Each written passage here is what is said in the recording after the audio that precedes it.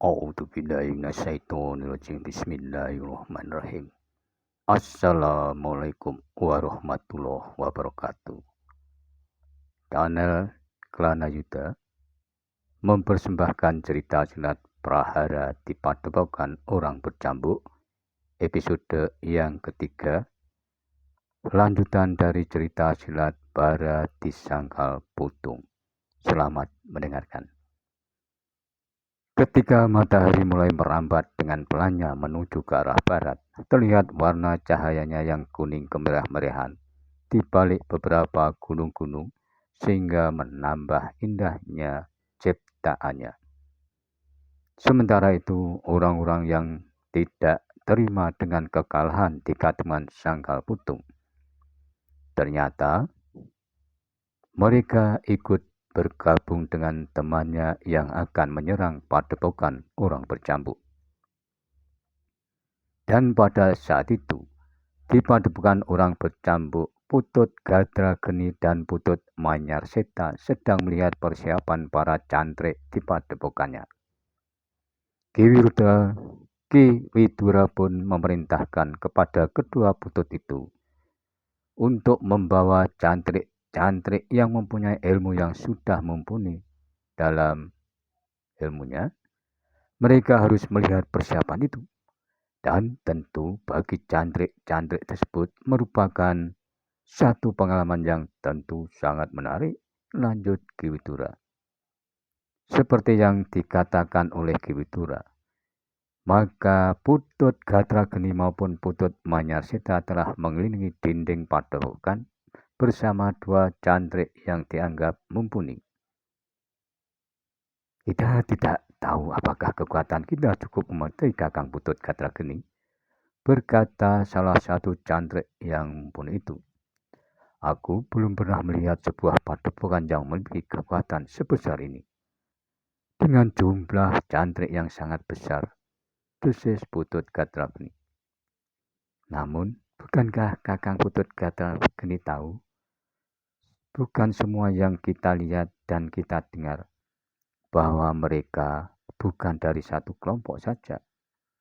Dengan mengangguk-angguk, Putut Gadrageni membenarkan perkataan cantrik tersebut.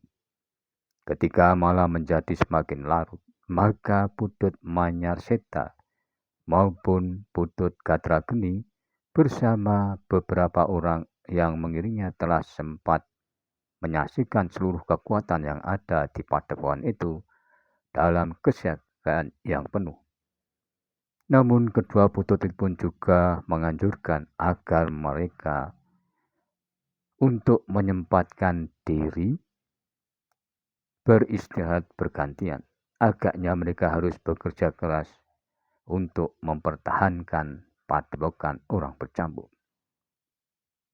Di saat waktu lewat tengah malam, beberapa orang pengamat telah datang untuk melaporkan bahwa kekuatan yang besar berada di Padegalan dekat Padang Perdu di arah depan padepokan. Sedangkan kekuatan yang lain memencar dalam kelompok-kelompok kecil di arah sisi sebelah kiri dan sisi di sebelah kanan dari padepokan. Apakah mereka akan menyerang dari beberapa arah? Desis Putut Manyarseta.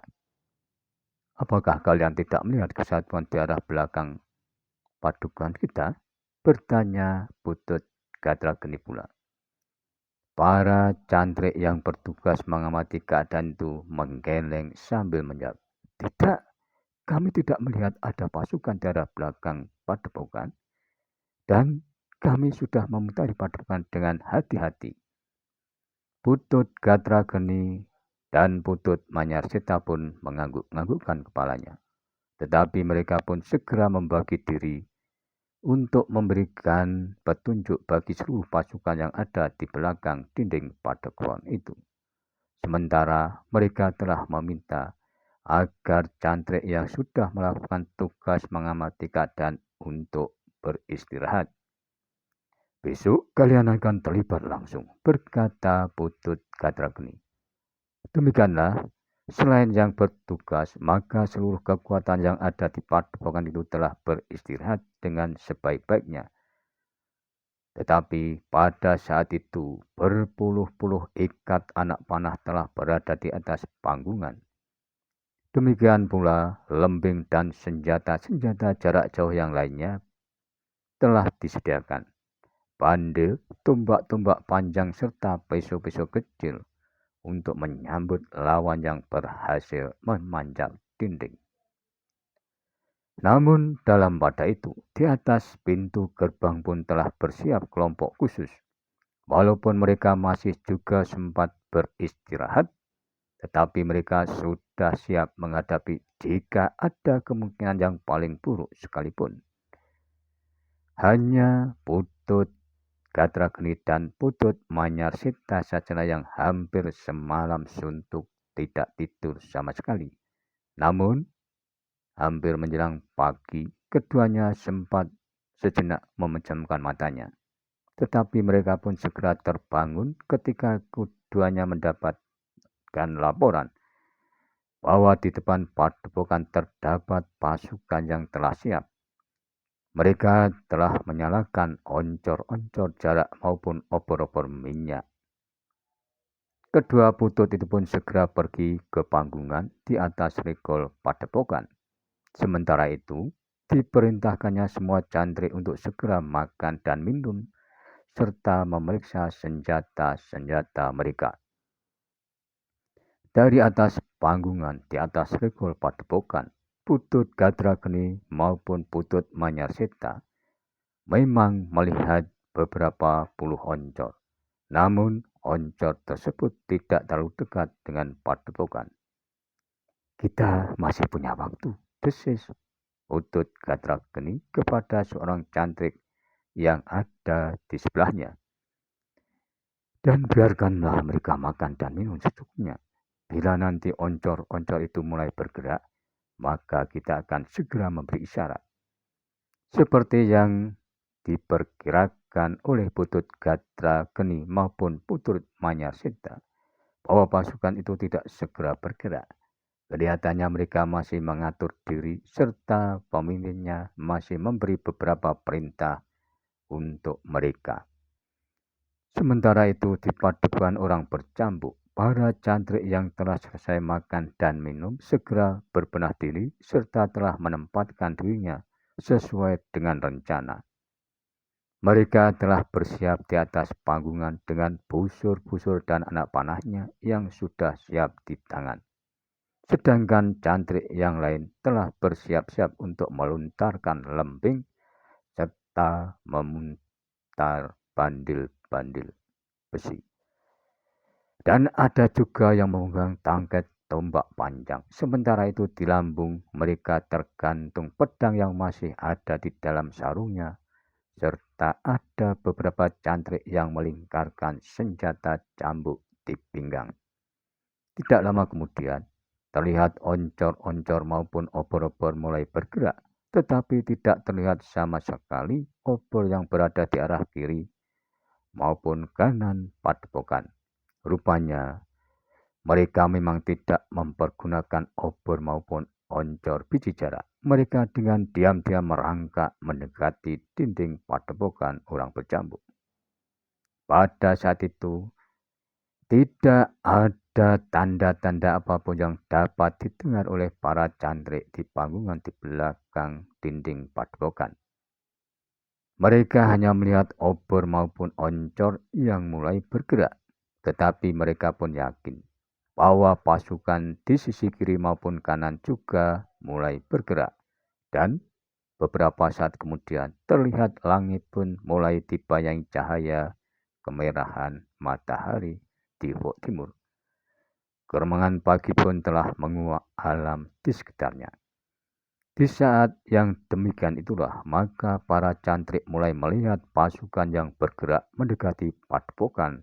Dan pada saat itu, terlihat dari 3 arah sesuai dengan laporan dari para pengawas, sedangkan para cantrik yang berjaga-jaga di bagian belakang padepokan memang tidak melihat pasukan yang datang mendekat. Putut Gadragni serta Putut Manyarsita yang berada di panggungan di atas regol halaman padepokan pun segera memberikan beberapa isyarat kepada para cantrik yang telah bersiap sepenuhnya. Sementara itu, Ki Widura pun telah berada di panggungan itu pula bersama para cantrik yang sudah mumpuni dalam ilmunya. Ki Widura, berkata Putut Kadrageni, kami mohon Ki Widura memegang pimpinan di sini, sebab kami akan berada di sebelah menyebelah regol padepokan ini. Ki Widura pun tidak menolaknya. Ia pun telah bersiap untuk bertempur. Walaupun ia sudah terhitung sepuh atau tua, namun ia masih memiliki tenaga dan kemampuan untuk berbuat sesuatu. Para cantrik memang menjadi berdebar-debar, sebab mereka akan benar-benar akan berada di medan perang. Beberapa saat kemudian, maka pasukan lawan yang menjadi semakin dekat itu telah berhenti. Dan menurut pengamatan mereka yang ada di padepokan, jumlah mereka memang lebih banyak dari para cantrik yang bertahan. Namun, para cantrik itu sama sekali tidak menjadi gentar, apalagi merasa takut.